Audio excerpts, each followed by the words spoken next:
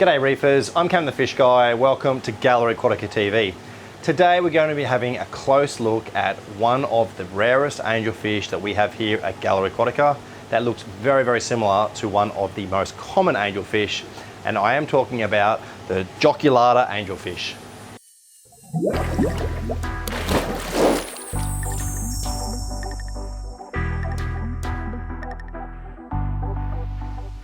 So this little guy here, who looks like a bicolor angel, is actually a joculator angel. You can see he's similar looking to a bicolor angel. It has a yellow front half and a blue back half.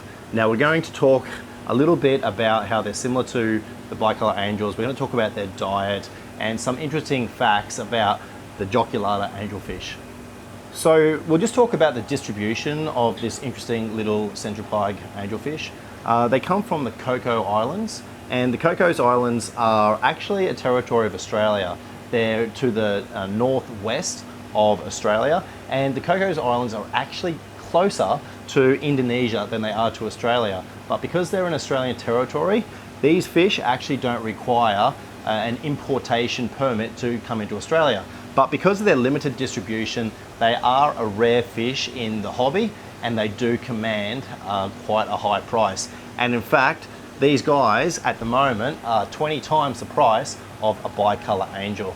So let's talk about the differences between the joculator and the bicolor and what you get for that huge difference in price.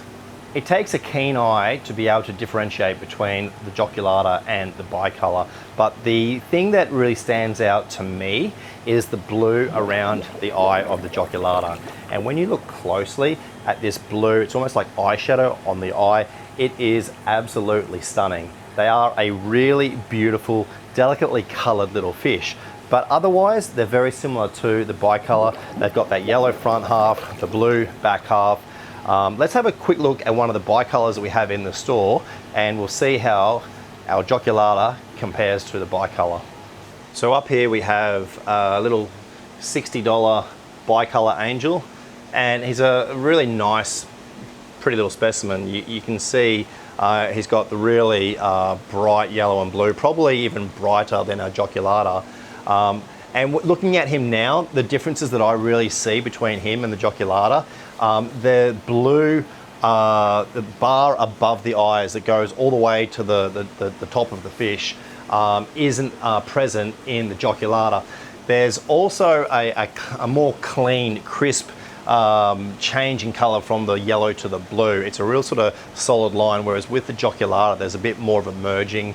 I kind of feel like there's a slight difference in body shape. The joculator maybe being a little bit more elongate, but certainly there is a striking resemblance, and at $60 he is 1/20th the price of the $1,200 joculator. So let's go back to the joculator and we'll just run you through the sorts of care requirements that they have. So the joculator angelfish, like most of the dwarf angels, are quite easy to feed on frozen and prepared foods like flakes and pellets. So here we typically feed them on the frozen foods, and I've just got a mix of brine shrimp and a few some marine greens, frozen food that's good for herbivorous fish, and he absolutely loves it. You can see he feeds really, really well. We do try and vary their diet as much as possible. Dwarf angelfish do take a variety of foods, and nutrition is particularly important. So let's talk about the size of the tank that you'd want to keep your joculator angelfish in. Being a relatively small fish, you can keep them in relatively small tanks. I would recommend at least 100 litres, so 25 gallons sort of thing. But really they do better in larger tanks. And the question about compatibility with corals is certainly something you'd want to think about. A lot of the Centropyge dwarf angels are inclined to nip at LPS corals, particularly things like Trachyphilias, Scollies, acans, things like that. And I'd probably be inclined not to put the joculator angelfish with tanks which have those types of corals in them. I would probably feel confident with SPS and soft corals, but definitely compatibility with corals is something that you'd want to really consider before you make your $1,200 purchase.